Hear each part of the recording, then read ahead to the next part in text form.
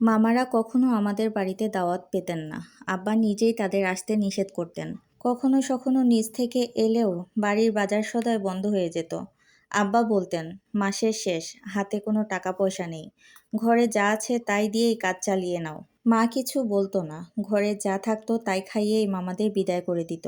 যাওয়ার সময় কড়া গলায় শাসিয়ে দিয়ে বলতো, কতবার বলেছি এই বাড়িতে আসবে না, তাও 2 দিন পরে পরে কেন আসিস তোরা। মায়ের কথার জবাবে মামারা মাথা চুলকিয়ে হাসত, জড়ানো গলায় বলতো, জারিফকে দেখতে আসি, তুমি তো কখনো আমাদের বাড়িতে যাও না। উৎসব অনুষ্ঠানে দেখতাম মা শুকনো মুখে ঘুরছে, কাজের ফাঁকে ফাঁকে আঁচলে চোখের পানি মুছে। মায়ের কষ্ট একটু আধটু বুঝলেও আমার আসলে কিছুই করার ছিল না। আমি শুধু দেখতাম মা নিজ হাতে পোলাও কোরমা রান্না করত, যত্ন সহকারে বাড়ির সবার পাতে তুলে খাওয়াতো, তবে নিজে মুখে কিছু তুলতো না। খেতে ইচ্ছে করছে না বলে এড়িয়ে যেত। আব্বার কাছে এসব স্বাভাবিক লাগতো, তিনি কিছুই বলতো না। মায়েরা 3 ভাই বোন ছিলেন, মা বড়, 2 ভাই ছোট। কতই বা বয়স, একজনের 12, অন্যজনের 15। নানা নেই, ছোট মামা জন্মের পরপরই নানা মারা গেছেন। অভাবের সংসার, নানি 3 ছেলে মেয়েকে নিয়ে কোনো রকম খেয়ে পড়ে দিন কাটায়। এমন অবস্থায় হঠাৎ দাদি মায়ের জন্য বিয়ের প্রস্তাব নিয়ে গেলেন। স্কুলে যাওয়ার সময় তিনি মাকে দেখেছেন, দেখেই পছন্দ করে ফেলেছেন। অপরূপ সুন্দরী মেয়ে, বিয়েতে তেমন কোনো খরচই হবে না, সংসারের অভাব কিছু কমবে, এসব ভেবে নানি বিয়েতে রাজি হয়ে গেলেন। অবশ্য রাজি না হওয়ার কিছু ছিল না, আব্বা সরকারি চাকরি করেন। দাদার আর্থিক অবস্থা জমিদারের চেয়ে কোনো অংশে কম নয়। বিশাল বড় বাড়ি, বাড়ির পেছনে 4 বিঘা জায়গা জুড়ে পুকুর, সামনে ফুলের বাগান, 2টো গাড়িও আছে, নিজেদের ব্যবসাও আছে। এমন ছেলে পাওয়া ভাগ্যের ব্যাপার। পাড়া প্রতিবেশী সবাই মায়ের ভাগ্যের তুমুল প্রশংসা করল। সবাই এমন রাজকপাল নিয়ে জন্মায় না। বিয়ের পর মা এই বাড়িতে এসে উঠল, বনেদি বাড়ির বনেদি নিয়ম নীতি। দাদা সবাইকে এমন দেখালেন যেন তিনি খুব অসহায় একটা মেয়েকে ছেলের বউ করে নিয়ে এসেছেন। সমাজের মহানুভব মানুষের তালিকায় তার নাম সবার উপরে থাকা উচিত। তবে এই কথা সত্যি, মায়ের বিয়েতে নানির 1 পয়সাও খরচ হয়নি। দাদা নিজেই সব কেনাকাটা করে দিয়েছেন। বিয়ের দিন 2-4 জন বরযাত্রীর খাওয়ার আয়োজন ছিল। তিনি বিয়ের আগের দিন রাতে লোক দিয়ে বাজার সদাই পাঠিয়ে দিয়েছিলেন। আর এমনভাবেই দাদা সবার কাছে মহান মানুষ হয়ে রইলেন। আব্বা অল্প বয়সী অনবদ্য সুন্দরী মেয়েকে নিজের বউ হিসেবে পেলেন। নানিও খরচ ছাড়াই বড় বাড়িতে মেয়ের বিয়ে দিতে পেরেছেন, হাঁপ ছেড়ে বাঁচলেন। এইসব কিছুর মাঝে মা খুব বিপদে পড়ে গেলেন। বিয়ের কয়েক মাসের মাথাতেই তার বাবার বাড়ি যাওয়া বন্ধ হয়ে গেল।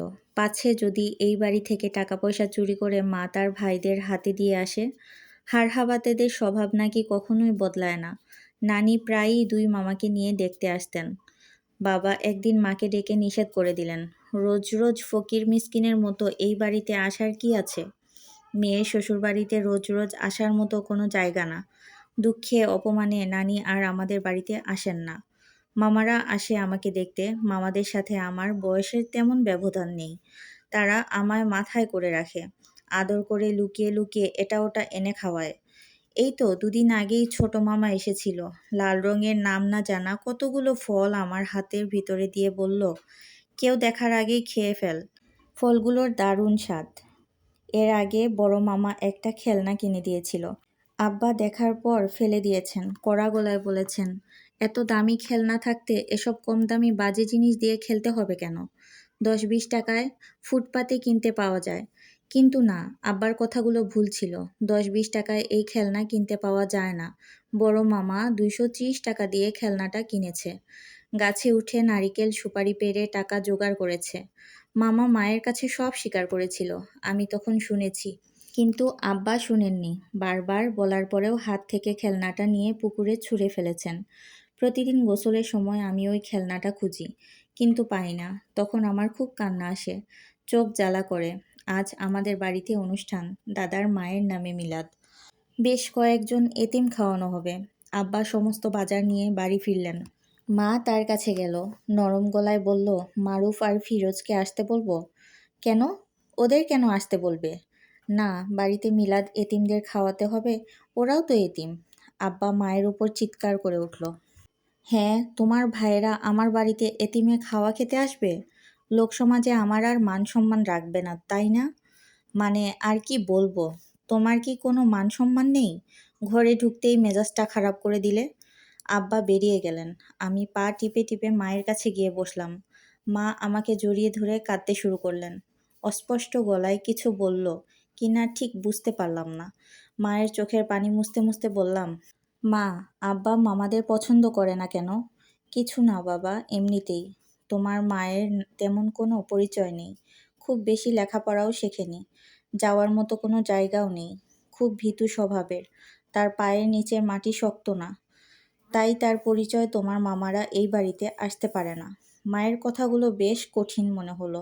সবটুকু বুঝলাম না, তবে খুব বড়সড় একটা সিদ্ধান্ত নিয়ে ফেললাম।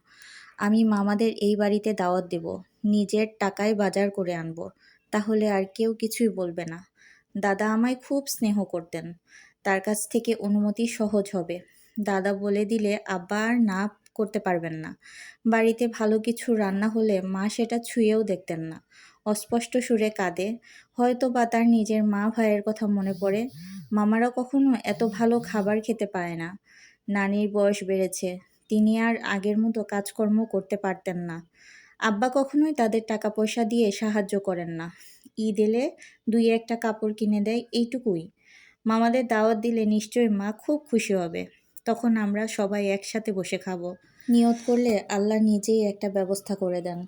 এটা একটা সংগৃহীত গল্প ছিল। গল্পের পরের পার্ট যদি শুনতে চান অবশ্য কমেন্ট করে জানাবেন। আর গল্পটা একটু শেয়ার করে দেবেন প্লিজ। আজকে এ পর্যন্তই। আল্লাহ হাফেজ।